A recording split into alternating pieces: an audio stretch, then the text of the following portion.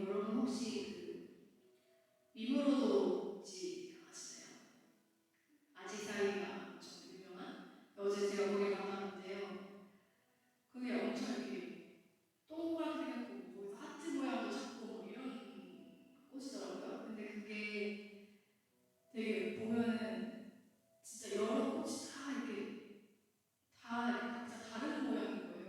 거기 진짜 몇만 개의 똑같은 꽃들이 있는데 그게 다 다르게 생긴 거예요. 제가 딱 봤을 때 종류도 다양하고 색깔도 다양하고 그 하나하나의 꽃잎도 다 다른 모양이더라고요. 그래서 그걸 보면서 와, 이렇게 사람이 이렇게 만들려고 해도 못 만들겠다 이런 생각이 드는 거예요. 80만 개고 이런 많은 것들을.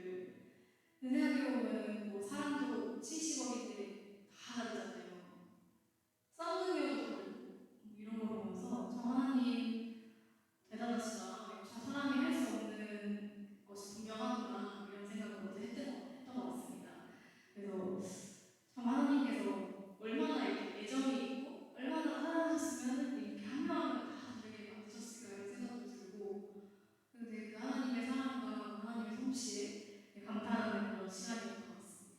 네, 여러분 찬양하실 때 저희를 사랑하셔서 저희를 하나하나 빚으시고 만드신 그 하나님을 기쁘게 찬양하셨으면 좋겠습니다. 다 같이 일어서서 찬양하시겠습니다.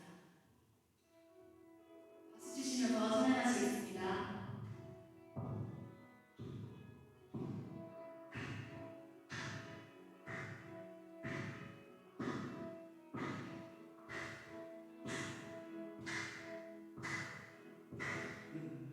눈부신 햇살 저 하늘 넘어 내게 주어진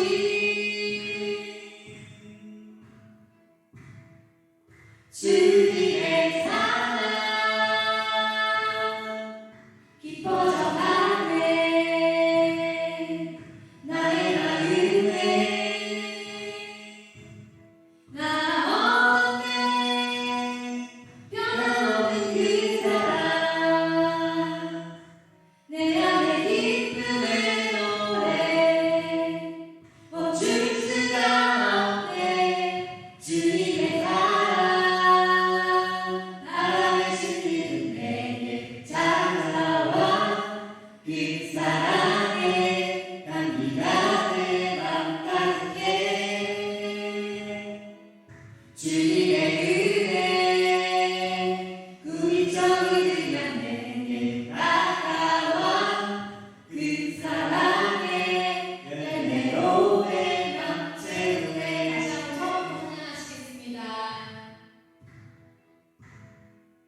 눈부신 햇살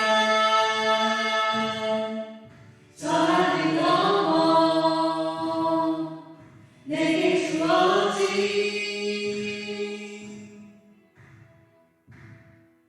주님의 사랑 깊어져가네 나의 마음에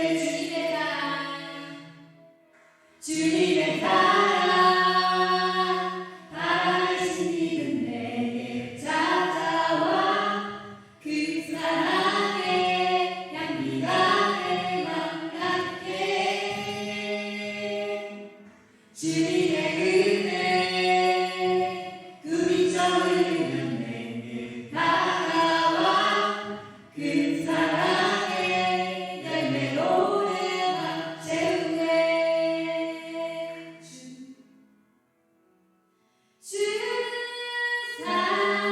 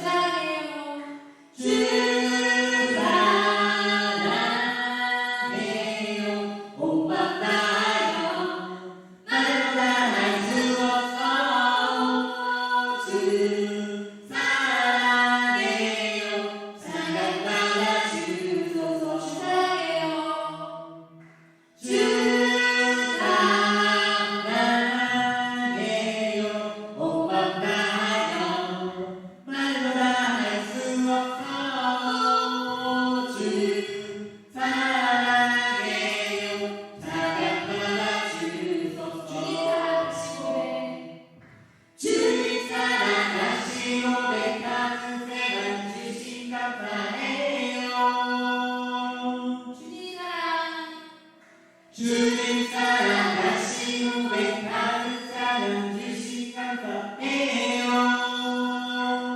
주 사랑해요. 주 사랑해요.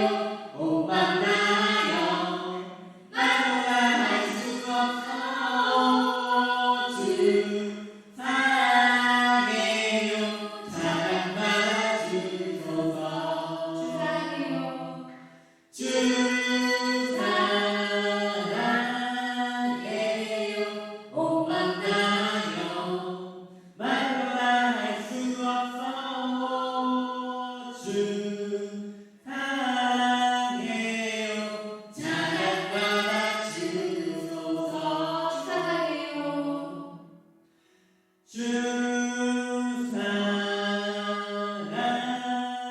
사랑해요. 오만 나요 말로나 할 수 없어. 주 사랑해요. 사랑 받아주소서.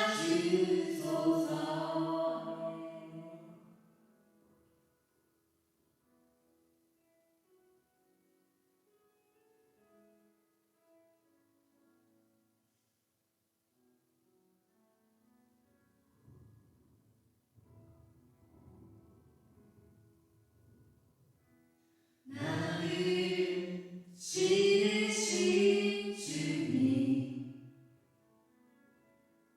내 안에 계셔.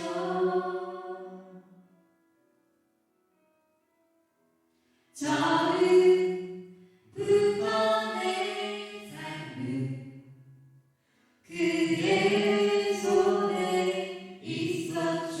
그는 내 아버지. 그는 내 아버지. 나 그의 소유. 내가 어딜 가든지 날 떠나지 않죠. 내 이름 아시죠. 내 모든 생각도 내 눈물 그가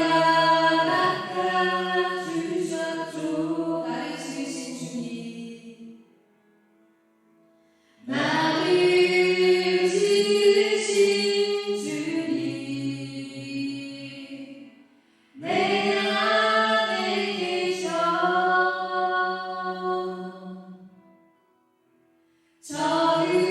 처음부터 내 삶은 그의 손에 있었죠. 내 이름 아시죠. 내 이름 아시죠. 내 모든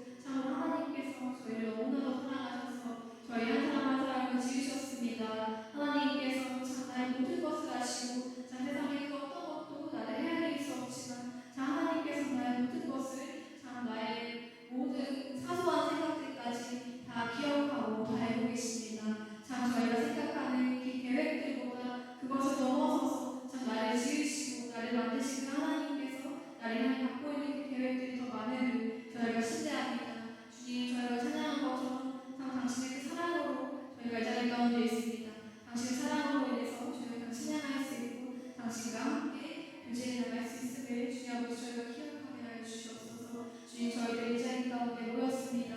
참으로 하나님께 집중하고 하나님 바라고 자 그 은혜의 시간에 참 많은 누릴 수 있도록 주님 인도하여 주시옵소서. 저희 마음 가운데 있는 모든 생각들을 내려놓고 하나님께 집중하며 나아갈 수 있도록 주여 인도하여 주시옵소서. 내 이름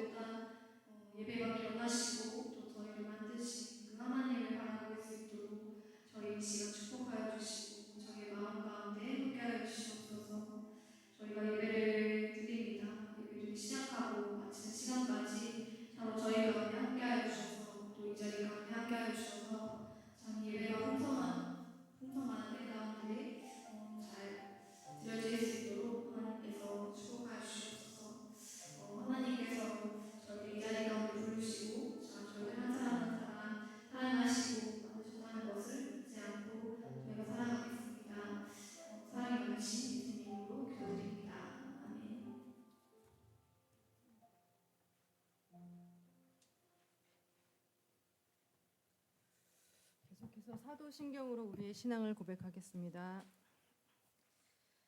전능하사 천지를 만드신 하나님 아버지를 내가 믿사오며 그 외아들 우리 주 예수 그리스도를 믿사오니 이는 성령으로 잉태하사 동정녀 마리아에게 나시고 본디오 빌라도에게 고난을 받으사 십자가에 못 박혀 죽으시고 장사한 지 사흘 만에 죽은 자 가운데서 다시 살아나시며 하늘에 오르사 전능하신 하나님 우편에 앉아 계시다가 저리로서 산자와 죽은 자를 심판하러 오시리라.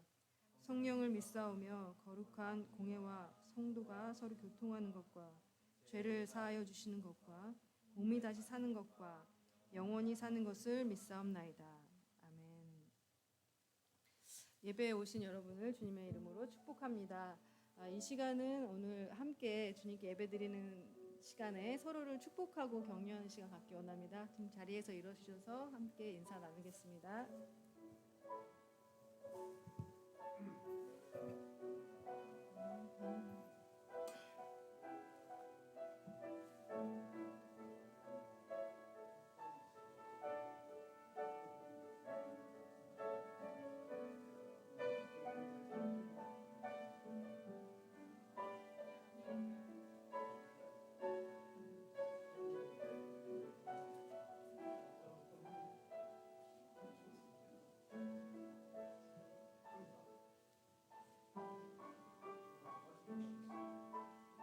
예, 자리에 앉아 주십시오. 오늘 또 한국에서 우리 서진자매 동생분이 와서 함께 예배드리고 있습니다. 잠깐 일어나서 자기 소개랑 인사 나누시겠습니까? 가능하시면 이름이랑 자기 소개.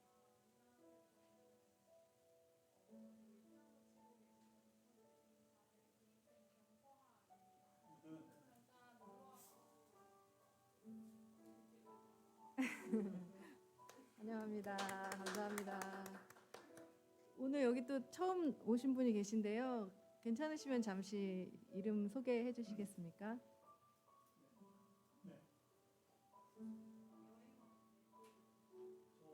은별, 네, 조은별 자매님 환영합니다. 감사합니다. 예, 그러면 주보를 참조해서 교회 소식 함께 나누겠습니다. 오늘 아침에는 일본어 예배에는 서울 온누리교회의 이준호 목사님과 남상욱 장로님께서 함께 방문해 주셔서 말씀을 전해 주셨고 함께 예배 드렸습니다. 감사드립니다. 2번입니다.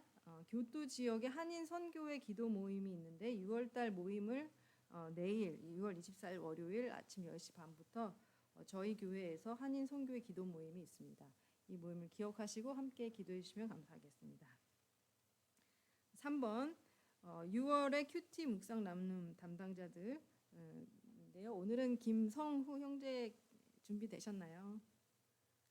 예, 오늘은 김성 형제가 함께 광고 마친 후에 큐티를 통해서 주신 하나님 은혜를 나눠주시겠습니다. 그리고 다음 주는 김성영 집사님 준비해 주시면 감사하겠습니다.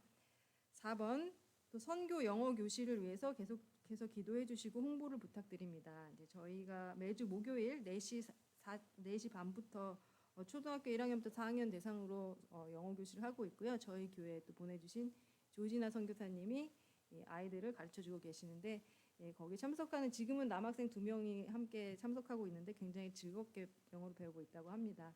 그런 시간을 통해서 하나님 예수님의 사랑을 또 만나는 계기가 선교 영어 교실이 될 수 있도록 여러분 기도와 또 많은 홍보와 주변의 소개도 부탁드립니다. 또 5번입니다. 성경 통독 지금 하고 계시는데 다음 주에 2, 4분기 시상이 있습니다. 이제 오늘까지 자기 본인이 읽으신 성경 읽기표를 목사님께 제출해 주시면 감사하겠습니다. 광고는 이상으로 마치겠습니다. 성경 오늘의 본문 말씀을 읽고 김성우 형제의 큐티 간증 함께 듣도록 하겠습니다. 오늘 말씀을 들은 성경 본문은 예레미야서 17장 1절부터 11절까지의 말씀입니다. 예레미야서 17장 1절부터 11절 말씀 저와 함께 교독하시겠습니다. 유다의 죄는 금강석 끝 철필로 기록되되 그들의 마음판과 그들의 제단 뿔에 새겨졌거늘.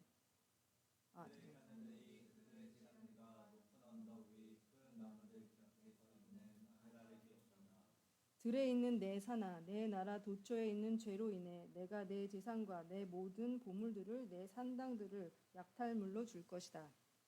내가 내 몫으로 준 땅을 너는 잃을 것이다. 내가 알지 못하는 땅에서 내가 너로 하여금 내 대적들을 섬기게 할 것이다. 이는 내가 내 진노에 불을 붙여 그것이 영원히 탈 것이기 때문이다. 여호와께서 이렇게 말씀하셨다. 사람을 의지하고 육체를 그의 힘으로 삼는 그래서 그 마음이 여호와를 떠나는 사람은 저주를 받는다. 그는 사막의 덤불과 같아서 좋은 일이 생겨도 보지 못하고 강에 메마른 땅에서 아무도 살지 않는 소금 땅에서 살 것이다.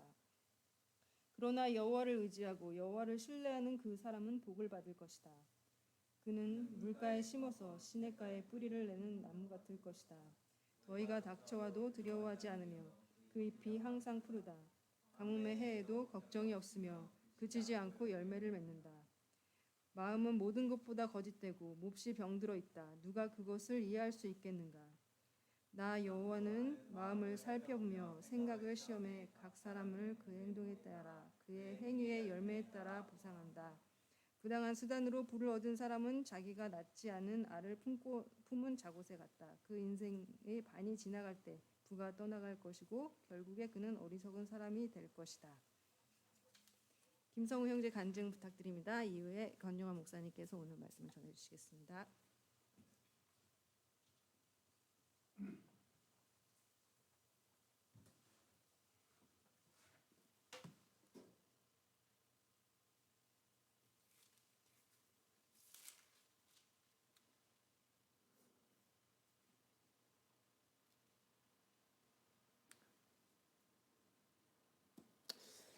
네, 제가 오늘 준비하는 말씀이 제가 오늘 주보로 와서 보니까 같은 내용이더라고요. 이게 예레미야 17장 1절에서 11절 말씀 같은 내용이어서 제가 오늘 여기 앉아서 잠시나마 고민을 했습니다. 이게 어떻게 내용을 전달을 해드려야 할까 고민했는데 그래도 일단 제가 적은 내용을 일단 오늘 바탕으로 해서 제가 짧게나마 제가 오늘 제가 겪은 내용과 그리고 이 성경 말씀 바탕으로 제가 말씀을 드리고자 합니다.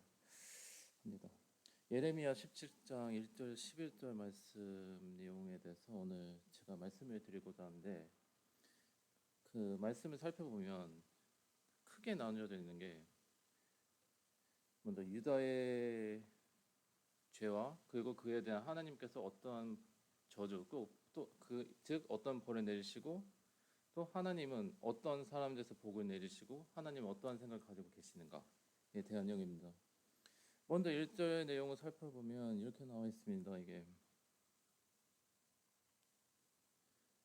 유다의 그들 죄가 간단히 말씀하면 제단불에 새겨져 있다고 하는데 즉 이 제단불을 살펴보면 이게 그만큼 지어질 수가 없을 만큼 유다에서 얼마나 많은 큰 죄를 저질렀는가에 대해서 적혀 있습니다. 그들의 죄는 무엇인가요?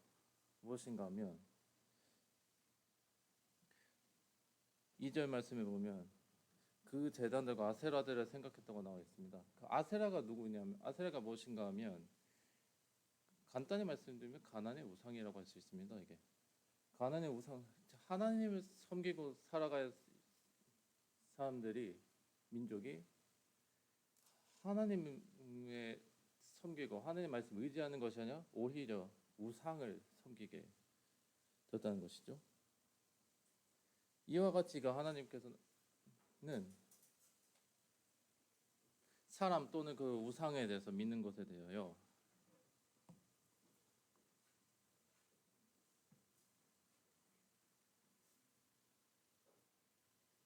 그 우상을 섬기고 또 사적인 욕심을 가지고 살아가는 것에 대해 하나님께서는 4절 이후의 말씀처럼 저주를 내릴 것이라고 하셨습니다. 그 저주는 어떤 내용인가 하면 6절과 7절 그 말씀이 나와 있습니다. 6절 내용이 있네요. 6절 내용입니다. 사막의 떨기나무처럼 좋은 일을 보지 못할 것이라고 6절 본문에서 나와 있습니다. 그 본문 내용 살펴보면 그 결실은 헛것이고 또 유익하지 않음을 여기 본문엔 설명이 되어 있습니다. 떨기나무가 이게 어떤 것인가 하면 이게 간단히 말하면 이게 열매가 겉에 보면 열매인데 그 안을 정작 까보면 내용이 없는 거죠. 아무런 큰 결실이 없고 그냥 헛것에 불과한다고 이게 제가 찾아보니까 나와 있더라고요.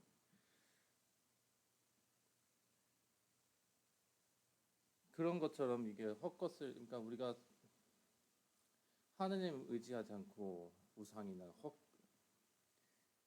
사람의 욕심을 의지하고 살아가다 보면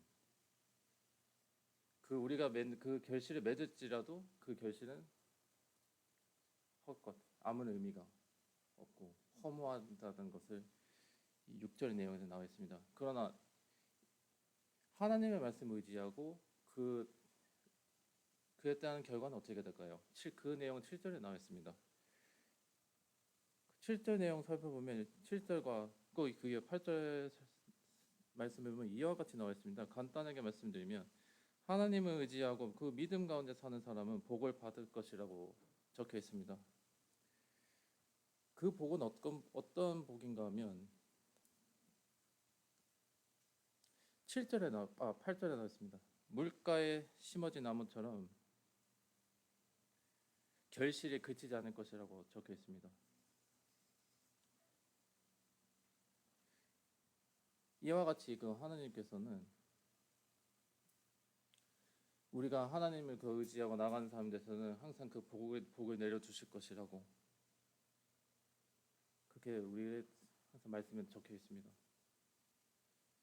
또 그 이외의 내용을 살펴보면 10절의 말씀엔 이렇게 나와 있습니다. 하나님께서는 항상 우리의 마음을 살피시고 그 행동에 따라 보상하신다라는 내용이 적혀 있습니다. 하나님의 말씀을 의지하고 나아가면 물가의 나무처럼 결실이 있을 것이나 그러나 욕심과 또 사람에 의지하고 살아간다면 사막의 떨기나무나 11절에 나와 있듯이 자고새와 같이 그 결실은 헛것에 불과하다는 내용이 성경에 나와 있습니다. 그럼 우리는 이 말씀 1절과 11절 말씀 바탕으로 어떤 마음가짐과 행동을 살아가야 할까요? 세상에 살아가다 보면 우리는 참 많이 사람을 의지하게 될 때도 있고 그 미혹에 빠져들어서 하나님과 멀어지게 되는 경우가 종종 있습니다. 저도 또한 이게 살아가다 보면 그런 경우 가끔씩 있습니다. 진짜 매주 한 주 주일 항상 기도하고 나아가는데 한 주 살아가다 보면 일에 치우치거나 또는 그 주변 사람들의 유혹이나 그 말에 제가 흔들린 나머지 하나님께서 보시기에는 결코 만족스럽지 않은 행동이나 그 말을 할 때도 있어서 정작 그 이후에 주말이나 그 다음 날에 후회하는 경우가 종종 있습니다. 우리는 그 미혹과 그 어려움 가운데서도 우리가 혹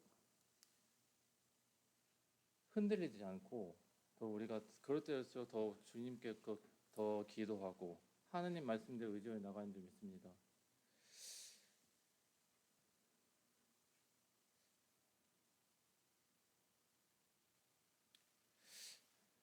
여기 본문의 7절과 8절 말씀 보면 이렇게 나와 있더라고요. 이게 항상 제가 아까 말씀드린 내용인데 하나님 말씀 의지하고 기도하고 나아가면 복이 있을 것이라고 말씀하셨습니다.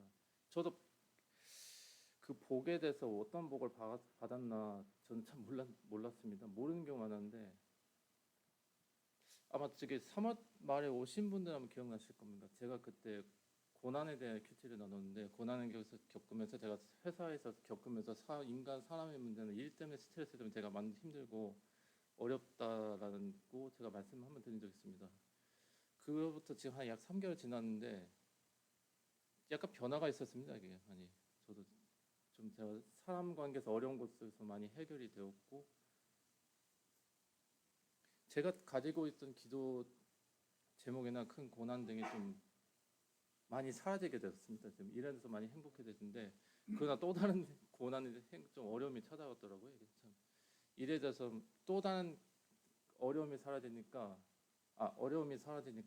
또 다른 그런 어려움이 생기고 도리어 제가 더 기도해야 할 사람도 생겨서 그것 때문에 지금 큰 어려움에 처해 있습니다. 그러나 이럴 때서 저는 이게 항상 생각하는 게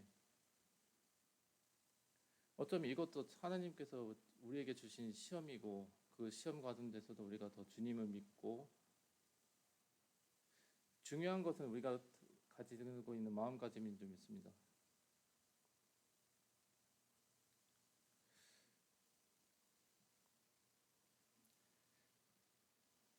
세상에서 살고 있는 사람들의 편견이나 그런 미혹 등에 흔들리는 것이 아니라 더 그럴 때일수록 우리가 하나님 의지하고 그 주님의 말씀을 우리가 귀를 기울여서 그 하나님이 보시기에 기쁨이 되고 그 주님께 영광을 돌리며 살아가는 여러분들이 되시기를 진심으로 바라는 바입니다. 감사합니다. 네, 감사합니다. 제가 할 설교의 내용을 강의를 다 해줬어요. 네, 너무 감사합니다. 자, 큐티 나눔은 좋아요. 이렇게 성경 전체를 잘 파악을 해서 거기서 하나님께서 나에게 주시는 말씀이 무엇인가 그것들을 이제 듣고 느끼고 깨달아서 자기의 삶에 적용하는 것. 그래서 다른 사람에게 이렇게 하기를 원하는 것은 그거는 설교고 자기가 나는 이렇게 하나님께 은혜를 줬기 때문에 이렇게 깨달음을 줬기 때문에 나는 앞으로 이렇게 살겠습니다 라고 이렇게 고백하는 것. 그것이 이제 큐티의 아주 정석적인 그것이죠. 그래서 앞으로 큐티를 이렇게 하시고 은혜 받은 내용을 본인의 얘기만 하시면 돼요. 본인의 얘기만 다 해서 하나님께서 이렇게 은혜 주셨다라고 하시면 그것으로 말미암아서 다른 사람들도 듣는 사람들도 함께 은혜가 임하는 것이죠. 네, 우리 성경님 오늘 성경 말씀을 강의를 잘 풀어줘서 너무 제가 설교하기 너무 좋은 것 같아요. 사실은 제가 설교 내용이 오늘은 강의가 아니고 오늘 주제에 관한 그런 설교입니다. 네, 오늘 말씀이 이제 예레미야서 17장 1절에서 11절까지의 말씀 우리가 함께 읽었는데요. 제목을 누구를 의지하며 사는가? 우리는 누구를 의지하며 사는가? 이것입니다. 신학교에 이렇게 들어가면요, 여러 가지 이제 신학교에서 배우는 과목들이 많아요. 뭐지 조직 신학, 성경 신학, 뭐 여러 가지 그리스도론, 기독론 뭐 이렇게 해서 쭉 있는데 그 중에 한 가지 인간론이라는 것을 배웁니다. 인간은 과연 어떤 존재인가? 물론 그것이 하나의 철학의 부분에서 가장 많이 다루는 영역이고 기초적인 영역이죠. 그런데 이 철학이 서양에서 왔잖아요. 물론 동양 철학도 있지만 이 서양 철학은 어디에서 왔느냐? 신학에서부터 왔습니다. 그래서 신학을 배울 때 인간이란 어떤 존재인가? 그래서 우리가 흔히 얘기하는 것들 있죠. 인간은 어디에서 왔고 지금 어디로 가고 있고 그럼 나중에 우리는 어떻게 될 것인가? 이런 부분들을 아주 기초적인 질문을 하면서 사는데, 자, 인간 자막 한번 보여줄래요?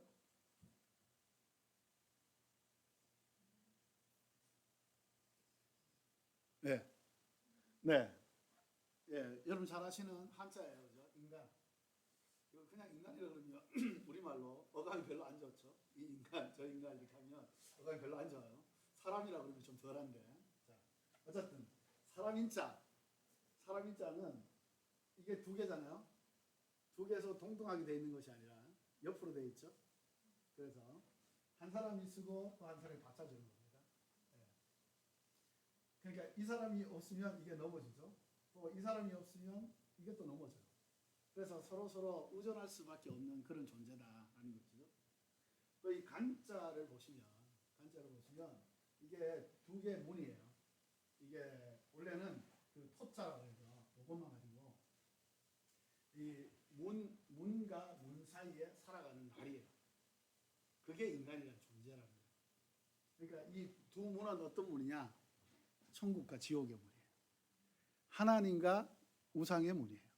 거기 사이를 지금 살아가고 있는 그것이 우리의 현재라는 거예요. 다시 말하면 이게 또 과거가 될 수 있고 이거는 미래가 될 수 있고 이 안에 있는 것은 현재를 얘기하는 거죠.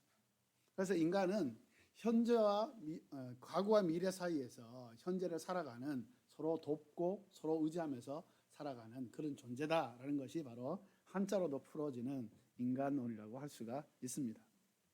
그래서 오늘 말씀에 보면 주된 내용이 뭐냐면 인간을 의지하지 말라, 육체의 힘을 의지하지 말라라고 하나님께서 유다 백성들에게 지금 말씀하고 있는 장면입니다. 자, 인간을 의지하지 말라고 하나님께서 계속해서 말씀하시는데 아주 강력하게 말씀하세요.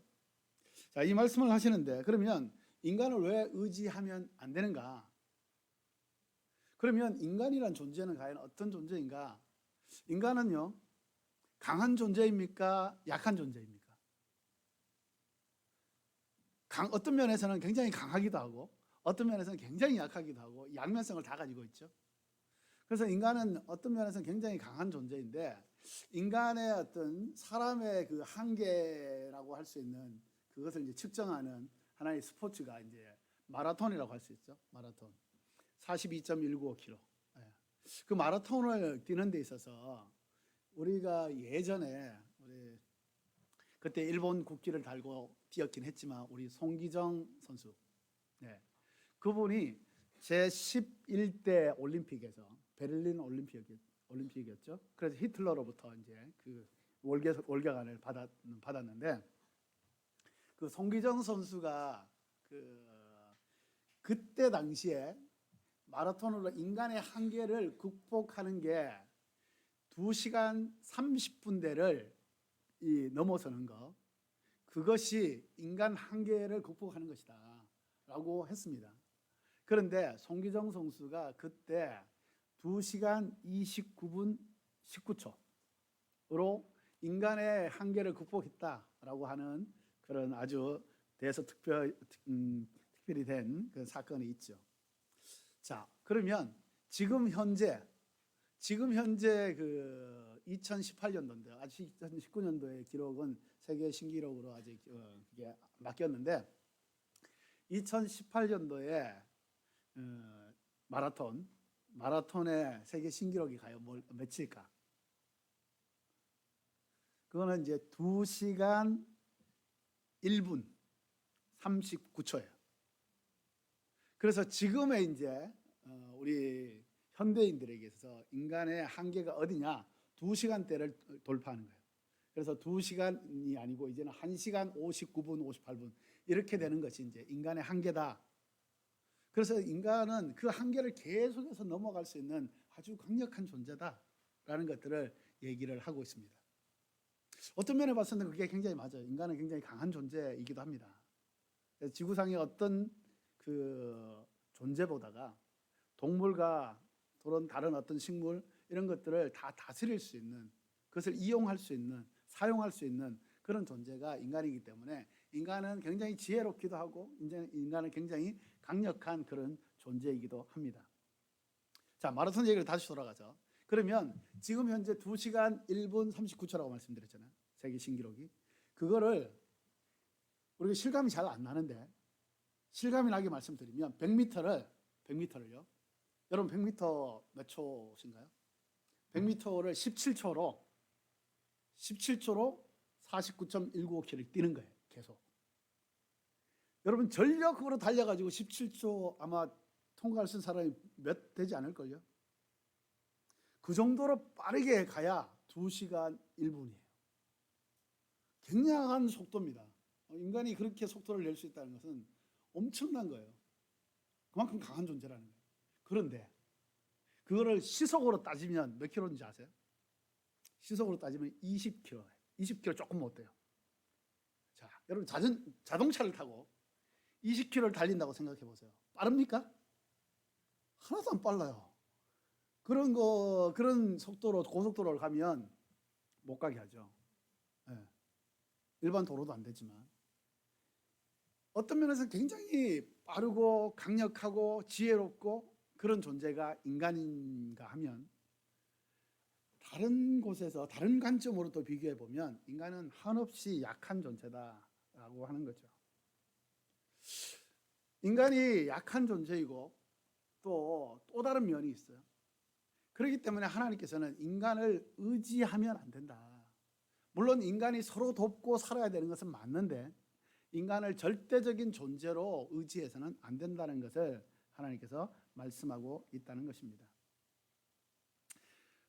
오늘 아까 우리 송영전이 말씀하셨는데 하나님은 결론적으로 말씀하세요. 인간을 의지하는 자는 저주를 받게 된다. 그러나 인간이 아닌 인간을 지으신 하나님을 의지하는 자는 복을 받게 된다는 것을 말씀하고 있어요. 이것을 누구보다도 잘 알 수밖에 없었던 그 남유다의 백성들이 그것을 무시했다는 거예요. 하나님은 이것을 그냥 한 번에 말씀하시고 한 번에 그것을 듣기를 원하시지 않으세요. 물론 그런 원함은 있지만 그렇게 바라지도 않으세요. 하나님 계속해서 말씀하셔서 인간들이 특별히 이 남유다의 하나님의 백성들이 그 말씀을 듣고 돌아와서 하나님을 의지하기를 원했는데 그것을 알아야만 하는 그 남유다의 하나님의 선민이라고 하는 그 사람들이 그것을 듣지 않고 무시하고 있다는 겁니다. 자, 역사적으로 봤을 때요, 남유다 여러분 잘 아시죠? 남북이 갈려져서 솔로몬 이후로 갈라져서 이제 그 르호보암과 여로보암의 그 줄기로 내려옵니다. 이 북쪽 이스라엘은 처음부터 19명의 왕이 하나도 한 명도 하나님을 온전하게 믿지 않았어요. 그래서 이 130년 정도 더 일찍 북이스라엘이 멸망을 합니다. 그런데 남유다도 20명의 왕이 있었는데 그중에 6명 정도만 하나님을 온전하게 믿었던 사람이에요. 그래서 그들도 결국은 이 예레미야가 지금 예언하고 있는 것처럼 바빌론에 의해서 멸망을 받을 수밖에 없는 그런 존재가 되었죠. 자, 이 마지막 때에 지금 예레미야가 한 40년, 정확하게 말씀드리면 42년. 그러니까 이 남유다의 16대 왕이 요시야 왕인데 그 요시야 왕이 마지막으로 좋은 왕이었어요.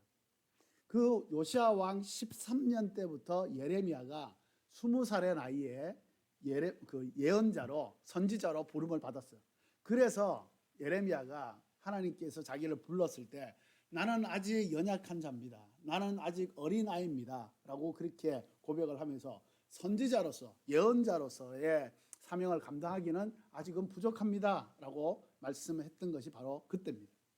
20살의 나이에 시작을 해서 이 시드기야 왕 마지막 왕까지 해서 총 42년을 예언을 합니다. 총 42년을 예언하면서 지내는데 결국 그 예레미야는 나중에 애굽으로 함께 끌려가면서 그 애굽에서 마지막 생애를 마치게 됩니다. 제가 이 말씀을 왜 드리냐면 여러분 좀 기억하고 계셔야 되는 게 뭐냐면 하나님이 저주를 말씀하시고 심판을 말씀하시지만 그 말씀 이면에는 그 뿌리에는 하나님의 회복의 역사가 반드시 있다는 거예요. 그것을 전제로 해서 심판을 저주를 말씀하시는 거예요. 그러니까 하나님의 본 마음은 뭐냐면 심판이요 저주가 아니라 오히려 축복이요 회복이요 다시 살아나는 것을 말씀하고 있다는 거예요. 이 예레미야가 예언을 하던 시대, 그러니까 요시야 왕부터 시작해서 그 다음 왕이 여호아스, 그 다음에 왕이 여호와김, 그 다음에 왕이 여호와긴, 마지막 왕이 시드기야. 이렇게 해서 쭉 40년을 이제 이어지게 되는데 이어지는 이 과정 속에서 이 하나님의 말씀에 불순종하니까 하나님이 북쪽에 있는 바벨론을 일으킵니다. 일으켜서 이제 남하 정책을 하게 되고 그 남하 정책으로 말미암아서 결국은 이 남유다의 백성들이 이제 공격을 받게 되죠. 침략을 받게 되죠. 침략을 받게 되면서 그런데 참 웃기는 게 이 유다 이스라엘 백성들이 애굽에서 나왔죠. 이집트에서 나왔단 말이에요. 이집트에서 나왔는데 이집트에 나왔으면 이집트를 다시 안 돌아볼 것 같은데 그런데 이 북이스라엘도 마찬가지였고 남유다도 마찬가지입니다. 계속해서 애굽의 도움을 청해요. 그래서 여기서 사람의 힘을 의지하지 말라고 하는 것은 애굽의 도움을 구하지 말라. 육체의 힘을 의지하지 말라고 하는 것은 애굽의 힘을 너희들이 더 이상은 구하지 말라라고 하시는 것이 하나님의 마음이에요. 왜냐하면 애굽에는 그 모든 우상들이 있기 때문에. 그래서 하나님은 바벨론이라는 나라를 일으켜서 유다를 이제 침략을 하게 됩니다. 처음에 유다가 침략을 당해서 하나님의 그 심판을 받게 된 거는 바로 여호아하스 왕 때인데, 그 여호아하스 왕 때 침략을 받아서 처음으로 바벨론으로 끌려갑니다. 포로가 되어서. 그때 끌려간 대표적인 사람이 누구냐? 다니엘입니다. 그래서 1차 포로로 잡혀간 다니엘을 중심으로 한 그 사람들이 잡혀가게 된 때가 언제냐면 BC 605년이에요. 605년. 이거는 여러분들이 좀 기억하고 계실 필요가 있어요. 이거랑 예루살렘이 완전히 멸망하게 된 때가 바로 BC 586년이에요. 네 번째 바벨론의 침공에 의해서 예루살렘 성이 완전히 멸망이 되고 이제 유다라는 나라 자체가 없어지게 됩니다. 그 전까지 하나님께서 바벨론을 통해서 네 번에 걸쳐서 이 유다를 침략을 하게 됩니다. 그래서 처음에 잡혀간 게 바로 605년. 자, 근데 신기한 것은 하나님이 예레미야를 통해서 이 포로의 기간이 몇 년이 될 것이다 말씀하셨죠? 70년. 이 70년을 이사야서에도 말씀하셨고 예레미야서에도 말씀하셨고 다 있어요. 그래서 이 말씀하셨는데 이것이 말씀하신 그대로 이루어집니다. 세계 역사는 그냥 나름대로 자기들이 움직여가는 것처럼 보이잖아요. 왕이 서고 그 정권을 잡고 누구를 죽이고 어떤 공격하고, 이것을 자기들이 권력을 가진 사람들이 마음껏 휘두른다고 생각하는데 사실은 그게 아니라는 사실이에요. 1차로 잡혀갔던 게 605년. 1차로 바벨론으로부터, 그때 이제 바벨론이 멸망을 하게 되고 그 다음에 이제 페르시아, 이 성역에서는 메데라 그러죠. 바사라 그럽니다. 바사라고 하는데 페르시아가 들어서게 됩니다. 페르시아 왕이 고레스 왕인데 그 고레스 왕이 칙령을 내려요. 칙령을 내려서 이제까지 잡혀와서 이 우리 바벨론에 살고 있던 너희 식민지 사람들아, 너네 나라로 돌아가라. 돌아가면 너네들이 섬기고 너네들이 했던 그 신들 그대로 그냥 섬기게 해주겠다. 돌아가라. 그렇게 명령을 해요. 그거는 사실 있을 수 없는 얘기인데 그런 명령이 떨어집니다. 그래서 이스라엘 사람들 한 5만 명이 이제 우리는 예루살렘으로 돌아간다. 70년이 지났잖아요. 70년이. 그런데도 불구하고 신앙을 계속해서 유지하고 있었다는 거예요. 그래서 그 칙령이 내려지자 이 이스라엘 백성들은 돌아오기 시작합니다. 돌아올 때 1차로 돌아온 사람이 대표적인 인물이 누구냐면 수룹바벨이에요. 그래서 이스라엘 성전을 재건된 이스라엘 성전을 솔로몬 이후에 재건된 이스라엘 성전을 가지고 수룹바벨 성전이라고 얘기를 합니다. 수룹바벨이 중심이 돼서 세웠기 때문에. 그래서 그때 돌아오게 된 이 수룹바벨이 돌아오게 된 때가 바로 536년이라는 거예요. 그 기간이 605년에서부터 536년을 딱 빼면 딱 만 70년이에요. 이거는 빼도 박도 못하는 정말 하나님만이 하실 수 있는 하나님의 권능의 역사라는 겁니다. 하나님이 말씀하신 것은 반드시 이루어진다는 것을 우리는 이 역사를 통해서도 잘 알고 있는 것이죠. 하나님은 모든 것을 다스리는 나를 의지해야지. 너네들이 힘이 되어 보이는 인간적인 것들, 육체의 힘을 의지해서는 결코 너네들의 삶을 온전하게 살아갈 수가 없다. 인간을 의지하지 말라고 하는데 인간은 강하지만 약한 존재라 그랬어요. 인간의 성장 과정을 한번 좀 돌아봐도 인간은 한 20살 되기 전까지요. 부모의 도움이 없이는 잘 살아갈 수가 없어요. 20살 전까지는. 고등학교, 대학을 들어가면 이제 독립시키는 것이 이제 서양의 풍습이잖아요. 그럼에도 불구하고 사실은 독립이 안 됩니다. 물론 그 중에 특출한 몇몇 사람들은 독립을 할 수가 있겠지만, 그러나 대부분의 사람은 20살 이후에 겨우 대학을 졸업하고 학교를 졸업하고 해서 취업을 해서 자기가 독립을 하게 되는 것이죠. 갓 태어난 그런 아기는 정말 부모들이 조금만 실수를 해도, 조금만 눈을 돌려도 굉장히 위험한 상황에 처하는 것이 바로 인간의 연약함이라고 할 수가 있는 것이죠. 그래서 인간은 반드시 누군가에서 도움을 받아야 돼요. 그만큼 연약한 존재, 불완전한 존재라고 성경은 우리에게 얘기해주고 있는 것이죠. 그런데 이것은 말씀드렸지만 서로 도우면서 살아갈 수밖에 없는 존재라는 거예요. 의지하지 말라고 하는 것은 그냥 서로 돕지 말라, 그 도움을 받지 말라 이런 얘기가 아니라 하나님처럼 절대적인 존재로 그를 믿어서는 안 된다라는 것을 말씀하신다는 거예요. 사람이 아무리 능력이 있다고 해도 결국은 그는 흙으로 만들어진 존재에 불과하다. 성경은 우리에게 그렇게 알려주고 있습니다. 그래서 사람을 의지하는 것도 안 되고 또 물질을 섬기면서 물질을 내가 통장에 돈이 있기 때문에 나는 언제든지 괜찮다. 어느 정도나 내가 살아갈 수 있다라고 생각하는 것, 그건 역시도 하나님은 훅 불면 악인의 삶은 바람에 나는 겨와 같다고 했어요. 훅 불면 날아가 버리는 것이 우리들이 가지고 있는 이 통장이에요. 하나님 그것을 의지하지 말라고 말씀하시는 거죠. 그러면 우리는 과연 하나님 말씀대로 진짜 하나님만을 의지하며 살아가고 있는가? 아니면 사람을 의지하고 또한 내 통장을 의지하고 내 주변의 백그라운드를 의지하고 그렇게 살아가고 있지는 않는가라는 것을 우리가 한번 생각해 봐야 된다는 것이죠.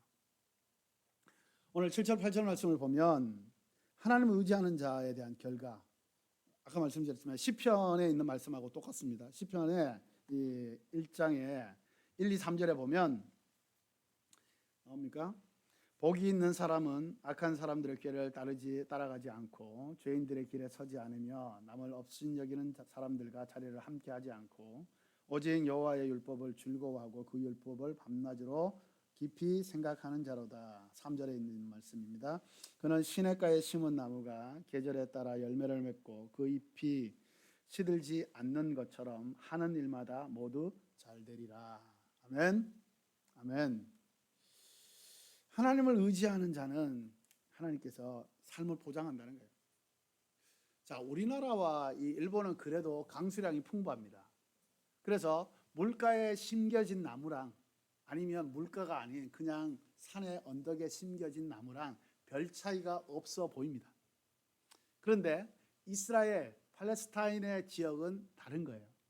거기는 물가에 심겨진 거랑 물가가 아닌 다른 언덕에 심겨진 나무랑은 비교할 수가 없는 것이죠. 이스라엘은 건기와 우기가 확실하게 구분이 됩니다. 이 건기는 우리 한국과 일본은 건기가 마를 때가 그 여름이죠. 그런데 겨울일 때도 있기도 하지만 그 이스라엘은 그 건기가 겨울이에요. 그래서 굉장히 춥고 굉장히 어렵다는 것입니다. 이것을 봤을 때 하나님의 사람이 하나님을 의지하는 사람은 그 물가에 심겨진 나무는 건기가 와도 물이 계속해서 흐르기 때문에 강가에는 물이 계속해서 흐르기 때문에 그들은 잎사귀가 풍성해질 수 있고 열매를 맺을 수가 있는데 그렇지 않는 나무들은 언덕에 있는 나무들은 건기에서는 결코 열매를 맺을 수 없을 뿐만 아니라 오히려 그들의 삶은 더 비틀어지고 메말라진다는 것입니다.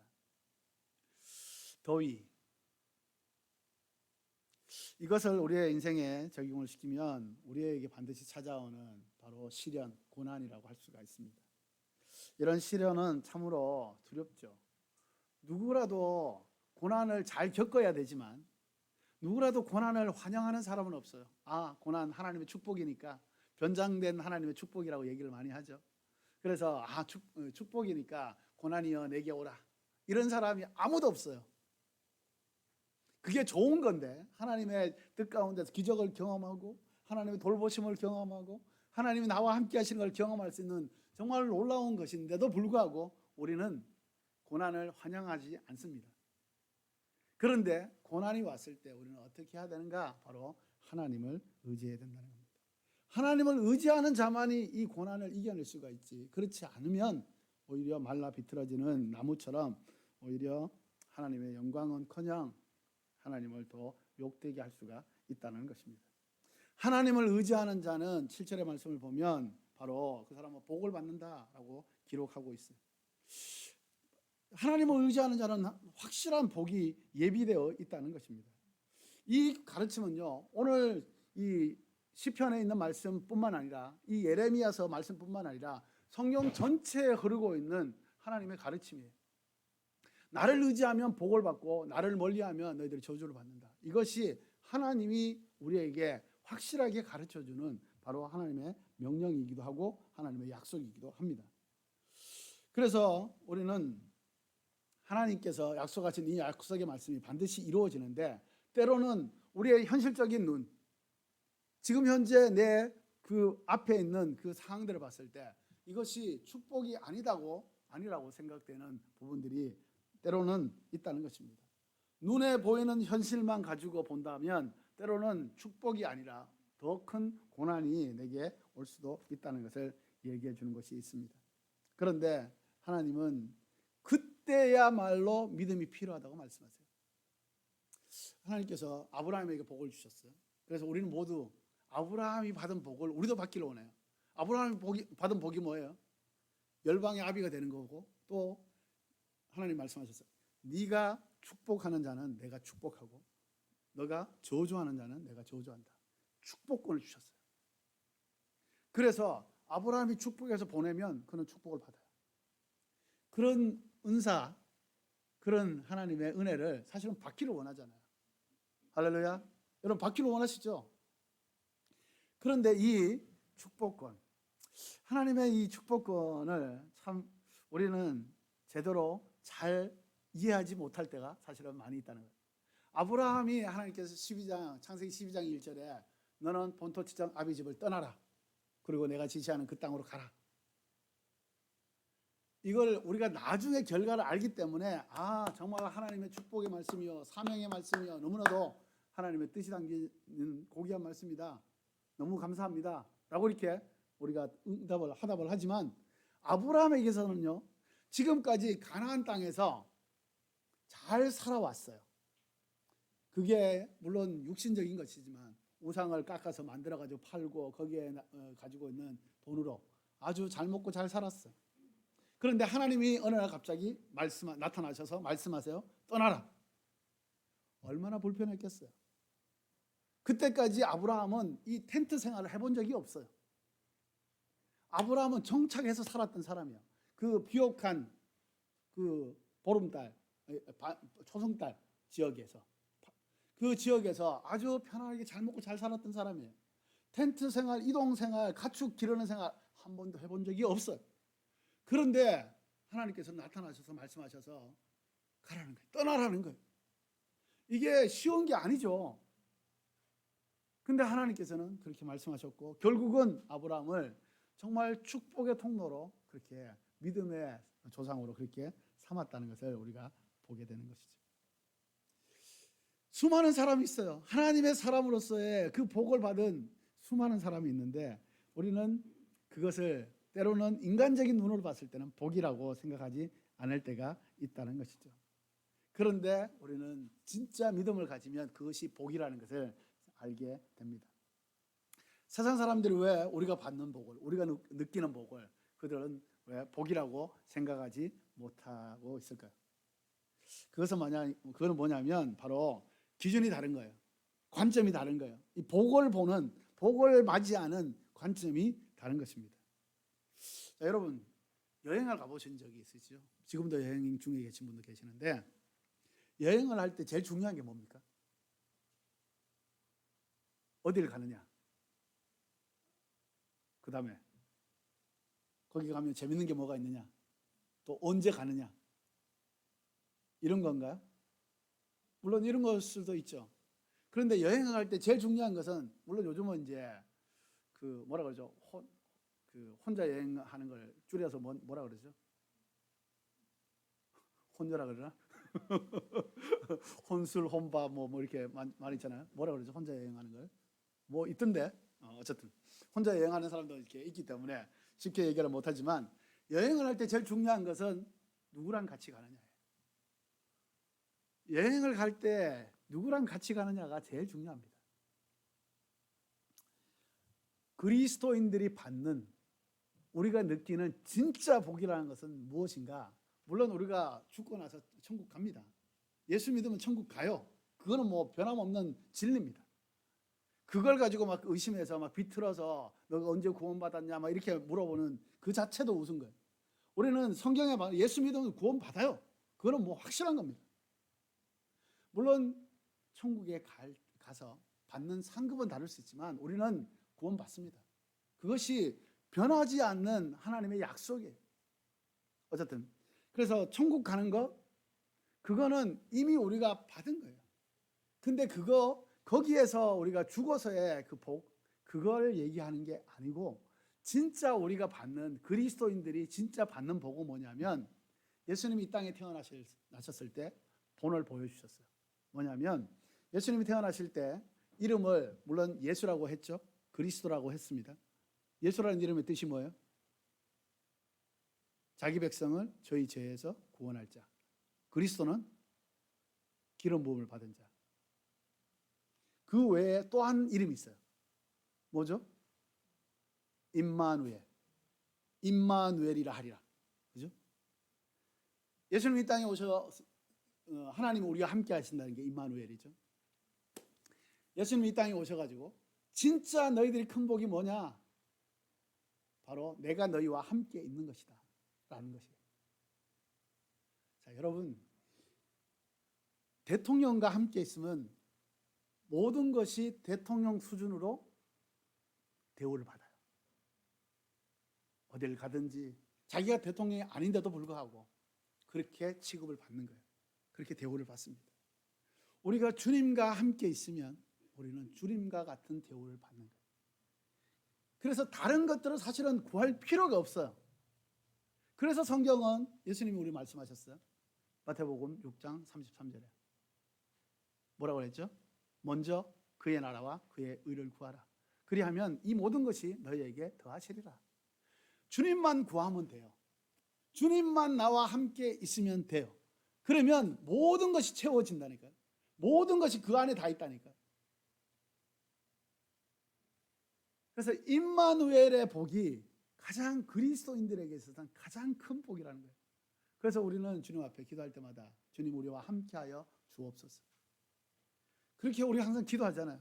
그 기도는 그냥 입에 달린 말이 아니라 정말 깊은 의미에서 주님과 함께 있다고 한다면 나의 모든 것이 형통해집니다 라고 고백하는 것이죠. 그래서 우리의 삶 가운데 언제나 주님이 나와 함께하는 삶, 주님은 약속하셨기 때문에 반드시 그 약속을 지키세요. 그런데 약속이라는 것이 계약이잖아요. 계약은 한쪽만이 그것을 지킨다고 해서 이루어지는 게 아니라는 거예요. 성과가 없어요. 계약은 반드시 손을 잡아야 돼요. 반드시 약속을 한 사람과 그 약속을 지키는 사람이 있어야 거기에 실체가 나타나는 거예요. 우리의 삶에 왜 하나님이 약속하셨는데, 성경에 수많은 약속이 있는데 왜 그 약속이 내 삶 가운데 이루어지지 않느냐? 그것은 바로 내가 믿음으로 하나님의 손을 잡지 않기 때문에, 하나님과 하나 되어 있지 않기 때문에, 언제나 하나님과 동행하지 않기 때문에 우리의 삶 가운데는 그런 열매들이 없는 것이죠.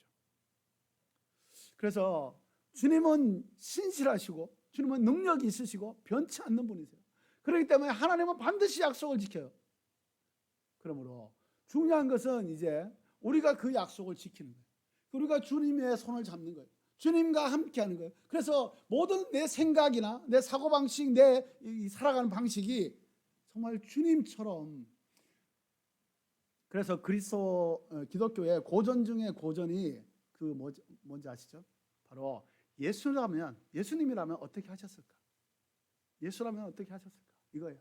그래서 내가 지금 상황에서 주님이 지금 내 형편에 처해서 있다고 한다면 예수님이 과연 무엇을 어떻게 하셨을까? 어떻게 기도하셨고 어떻게 말하셨고 어떻게 행동했을까? 학교에서, 직장에서, 아니면 친구 간의 관계에서 어떻게 했을까? 교회에서 어떻게 했을까? 그것을 생각하고 하나님의 마음 가운데 나아간다고 한다면 하나님은 우리와 함께 하시고 하나님이 함께 하시는 그 약속의 증거들이 우리의 삶을 기적으로 만들어간다.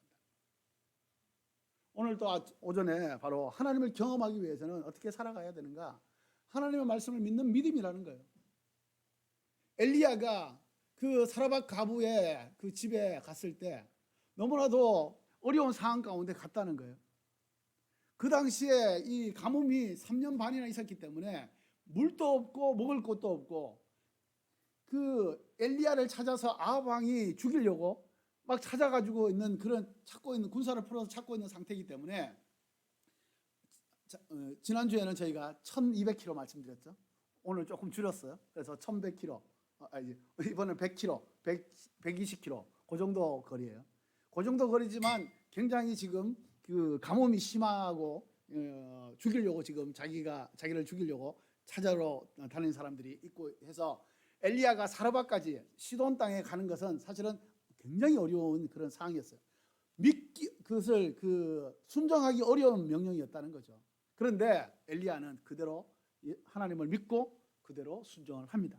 순종을 해서 가서 딱 보니까 그 사르밧 가부가, 하나님이 가부를 통해서 내가 너를 먹이겠다고 말씀하셨기 때문에 이제는 돈 많은 가부가 자기를 잘 섬겨줄 거라고 생각을 했다는 거죠. 그런데 막상 가봤더니 지금 빵 하나하고 기름 하나밖에 없는 거야. 그거 먹고 이제 나머지 먹고 이제 죽으려고 하고 있다. 아주 비참한 가운데 있는 그런 가부라는 거예요. 엘리야가 참 마음이 힘들었겠죠. 그런데 믿음으로 선포하고 갑니다. 그 나머지를 가지고 내 걸 만들어 와라. 나를 먼저 먹여라. 그러면 너 빵, 너 밀가루, 너 기름 떨어지지 않을 것이다. 딱 선포합니다. 물론 엘리야가 믿음이 있어서 선포했는지 아닌지는 몰라요. 그렇지만 하나님의 말씀을 믿었다는 거예요. 하나님이 엘리야에게 이제 너 엘리야, 이 가뭄의 때에, 먹을 것이 없는 때에 내가 가부를 통해서 너를 먹이겠다. 하나님이 약속하셨어요. 선포하셨어요. 그래서 그 약속의 말씀을 그대로 믿었다는 거예요. 눈에 보이는 증거는 아무것도 없어요. 오히려 내가 진짜 이 가부를 믿고 내가 여기에서 지내도 되는가? 너무나도 참담한 상황이죠. 그런데 하나님이 말씀하신 걸 그대로 믿고 순종했더니 거기에 기적이 일어난다는 거예요. 하나님의 기적, 하나님을 날마다 경험하기 위해서는 바로 믿음과 순종이 필요하다는 겁니다. 그렇게 했을 때 하나님은 기적을 일으키시고 그의 삶은 찬양과 감사로 넘친다는 거예요. 가부의 삶도 마찬가지. 가부의 삶도 그 부엌에 들어갈 때마다 없는 것 같은데 부어 보니까 있고, 없는 것 긁어서 없는 것 같은데 소리가 드렁드렁 나는데 그래도 부어 보니까 밀가루가 또 나오는 거예요. 그것을 날마다 경험하고 있다는 거예요. 하나님의 말씀에 대한 믿음 그리고 순종, 그것을 통해서 기적을 경험하고 또 하나님의 놀라운 역사에 감사하면서 나갈 수가 있다는 것입니다. 그러므로 사람을 의지하면 안 되는 거예요. 이스라엘 남유다의 사람들이 계속해서 하나님이 애굽을 의지하지 말라라고 계속 말씀하세요. 그것이 수십 년을 넘어서 수백 년 동안 말씀을 하세요. 애굽에서 나왔을 때부터, 그때부터 계속 사사시대, 가나안 정복시대 계속해서 말씀, 애굽을 의지하지 마라. 그런데 이스라엘 백성들은 계속해서 애굽을 의지합니다. 하나님 너무나도 가슴이 아파요. 그래서 의지하지 말라고 하나님 말씀하시는데, 왜 의지하지 말라라고 하시는가 하면, 오늘 말씀에 보면 인간이 부패되었다는 거예요. 거짓되었다는 겁니다. 썩었다는 거예요. 그래서 인간의 썩은 것에서 나오는 것은 온전한 것이 없기 때문에 인간을 의지하면 안 된다. 여러분, 그 살아있는 것만이 썩을 수가 있어요. 무생물은요 썩지 않아요. 무생물은. 다시 말하면 살아있는 생물이 죽었을 때 그때부터 썩기 시작합니다. 여러분 잘 생각해 보세요. 식물도 가지를 이렇게 꺾거나 꽃을 딱 꺾으면, 물론 그 병에 이렇게 하병에 갖다 놓으면 조금은 살죠. 그런데 죽어요. 만약에 그 식물을 그냥 그대로 놔뒀으면 그냥 살아있는 거죠. 식물도 생명이 끝나면 썩기 시작합니다.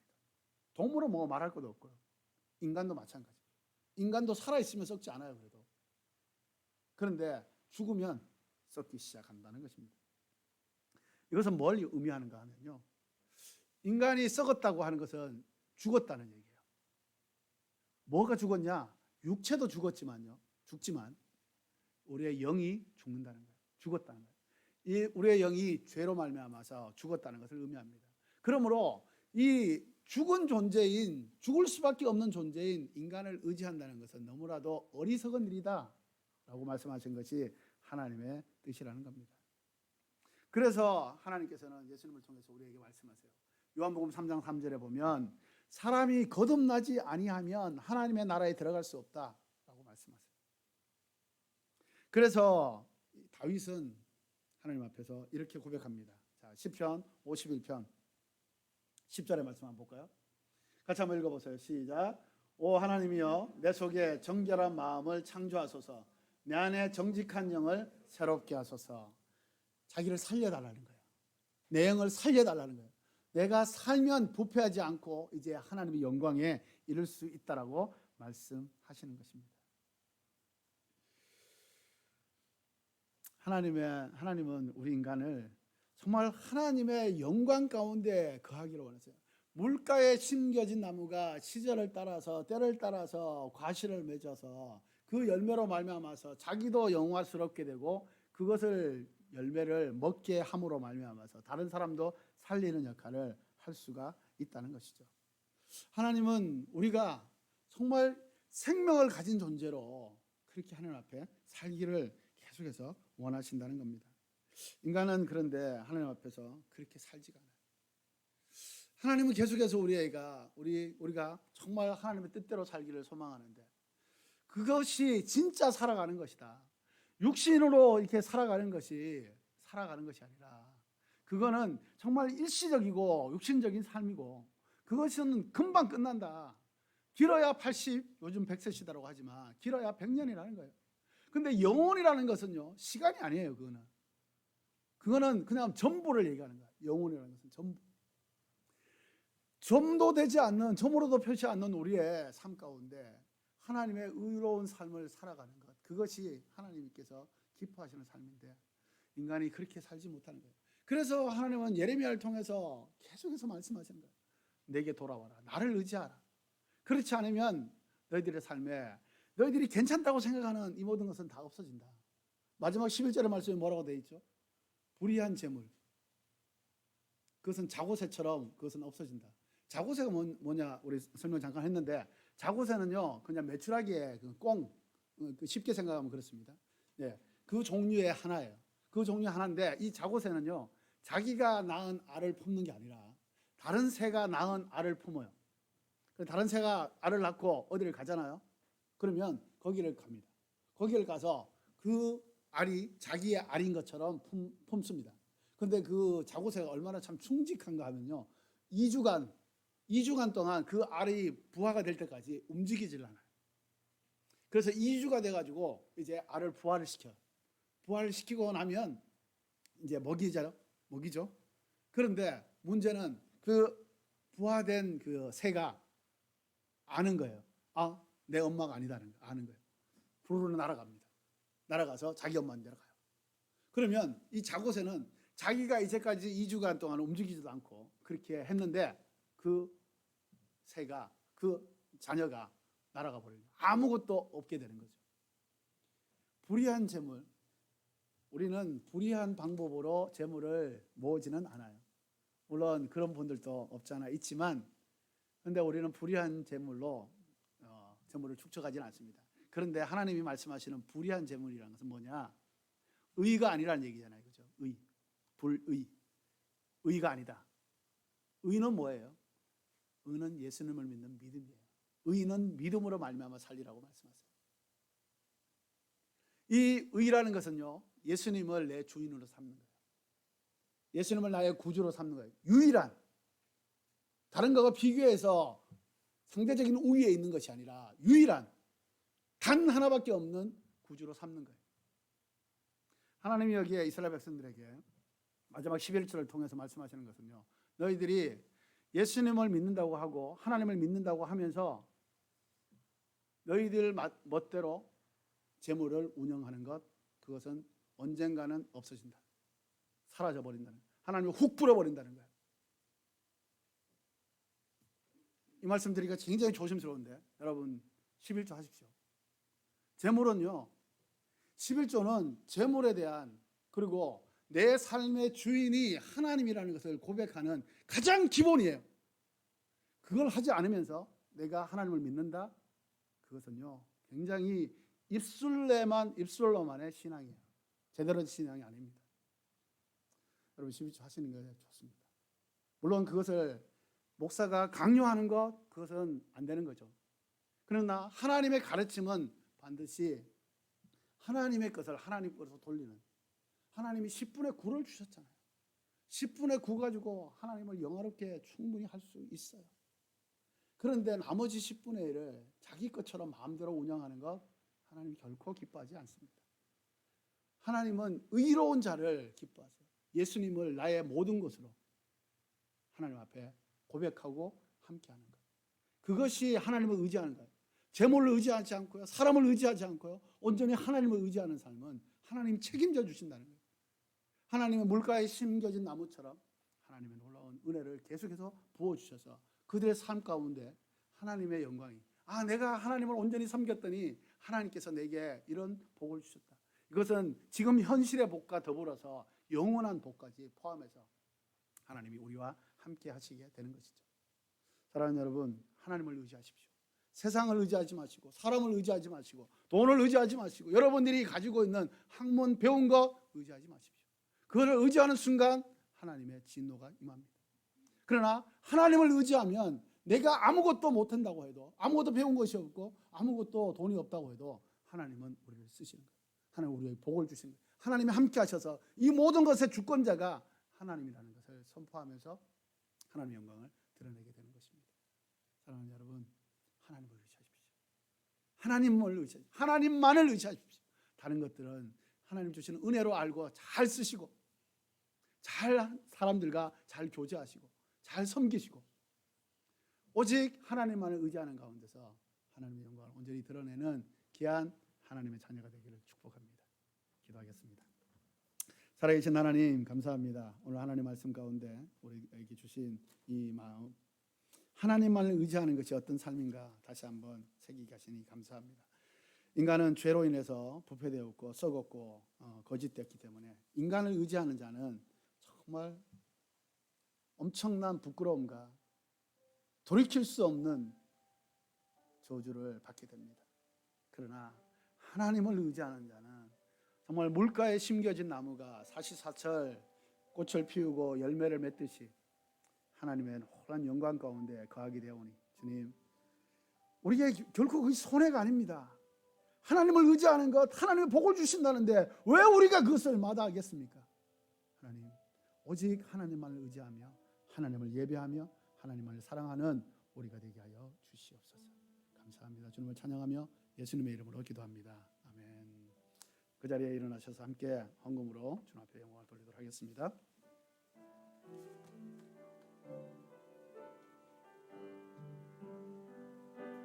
주보혈 날 정결케 하고 주보혈 날 자유케 하니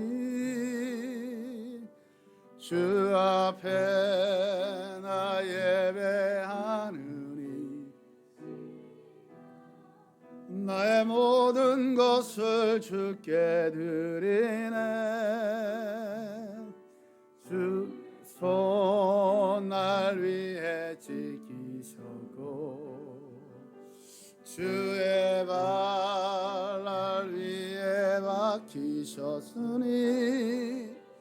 이제는 내가 사는 것이 아니요 오직 주를 위해 사는 것이라.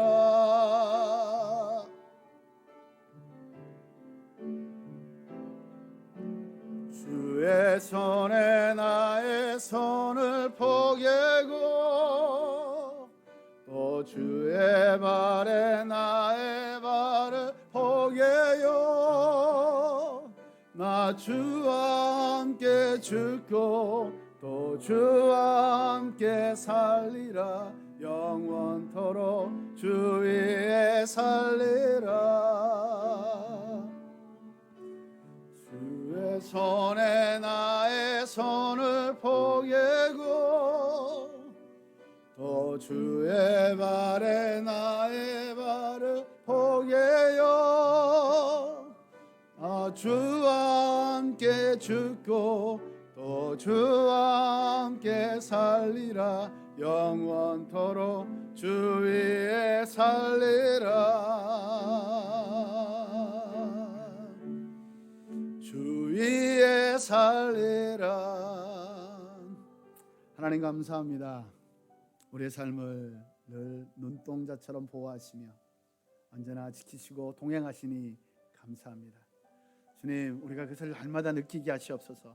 피부로 느끼게 하시고 온 삶으로 느끼게 하시고 하나님 온 영으로 느끼게 하셔서 하나님 우리가 언제나 주님과 동행하는, 주님과 함께 가는 행복한 주님의 자녀 되게 하여 주시옵소서. 우리에게 주신 귀한 물질 주님의 손에 올려드립니다. 하나님, 하나님의 뜻 가운데 쓰시옵소서. 그래서 이것을 통해서 하나님 이 교토 땅에, 일본 땅에 하나님의 나라가, 하나님의 백성들이 온전히 세워질 수 있는 거룩한 하나님의 통로요 도구로 주님께서 사용하여 주시옵소서. 우리의 삶을 더욱더 복되게 하시어서 하나님이 나의 삶의 모든 것이다, 하나님이 내 삶의 주인이라는 것을 날마다 고백하면서 고백한 대로 하나님 우리의 믿음의 삶이 될 수 있도록 주님 축복하여 주시옵소서. 그랬을 때 하나님은 정말 우리가 헤아릴 수 없는, 우리가 상상할 수 없는 하나님의 기적을 날마다 우리에게 부어주실 줄로 믿습니다. 주님, 우리가 날마다 주님과의 그 기적을 경험하며 살아갈 때 하나님 우리의 삶은 더욱더 힘있고 더욱더 영향력 있고 더욱더 온전한 삶이 될 줄 믿사오니 주님 함께하여 주시옵소서. 감사합니다. 주님께 모든 것을 올립니다. 주님 영광으로 임하여 주시옵소서. 이제는 우리 주 예수 그리스도의 은혜와 하나님 아버지의 무한하신 사랑과 성령님의 교통하시고 위로와 축복하심이 오늘 하나님 앞에 사람이나 물질이나 환경이나 육체의 힘을 의지하지 않고 오직 하나님만을 의지하는 가운데 하나님의 영광을 드러내며 또 하나님의 거룩한 역사를 이루는 하나님의 사람이 되기를 소망하는 귀한 하나님의 사람들 한 분 한 분의 모든 삶의 정함과 이들의 비전과 이들의 소망 위에, 목표 위에 하나님이 사랑하시는 이 일본 땅과 저 한국 땅, 저 이스라엘, 저 온 열방 위에 지금부터 영원토록 함께하기를 간절히 축원하옵나이다. 아멘.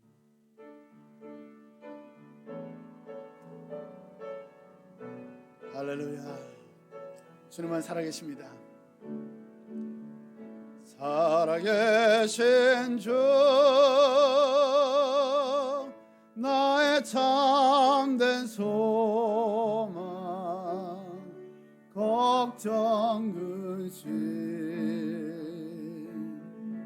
전혀 없네. 사랑의 주 내 갈 길 인도하니 내 모든 삶의 기쁨 늘 충만하네. 할렐루야. 우리 하나님께 영광의 박수를 해드립니다. 아멘. 네, 자리에 잠깐 앉아주시고요.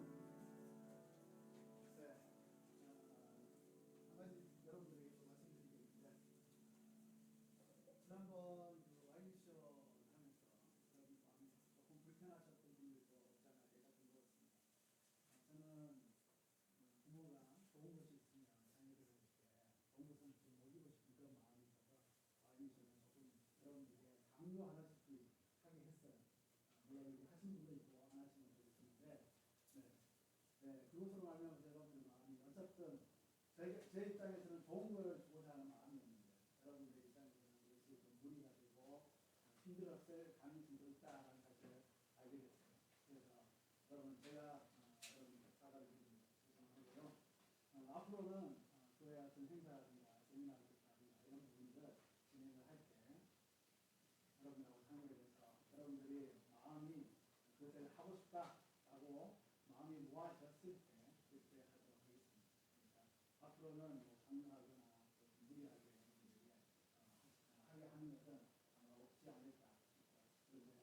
좋은 세미나들이 참 너무 많아요. 좋은 후배들이 사실 너무 많아요. 가능하면 그것을 할 수 있고 받을 수 있으면 좋겠다. 우리가 지금 일본에 있기 때문에 오늘리 교회 안에서도 엄청나게 좋은 것이 많은데 그거를 오늘리 교회에 있으면요 좋은 게 많은 일정은 있는데 거기는 돈을 내요. 거의 다 돈을 내요. 그런데 여기서 일본에 가면 자비량으로 와서 선거지에 자비량으로 와서 이렇게 해주는 거기 때문에 우리가 거의 돈을 안 내고 그것을 그냥 이렇게 은혜만 받을 수가 있는 그런 상황이라서 제가 무리하게 했던 부분이 됐거나 이가 부끄러웠습니다. 그래서 그 마음을 좀 이해해 주시고 그런데 앞으로는 그것 역시도 그렇게 진행을 하지 않을 테니까 앞으로 염려하지 마시고 교회 더욱더 하나님 앞에서 안전하게 살아가시면 좋겠다라고 죄송하고 감사하고 그렇습니다. 그리고 방금 제가 실력에 대해서 말씀을 드렸는데 이거는 성경적인 가르침입니다. 이거는 여러분들이 제가 사과를 드릴 수 없어요. 이거는 하나님이 말씀을 통해서 우리에게 주신 거기 때문에 제 개인적으로 하는 것이 아니라 여러분들에게 성경의 가르침은 그것을 지키고 안 지키고는 여러분 자유예요. 그것을 교회에서는 강요하지 않습니다.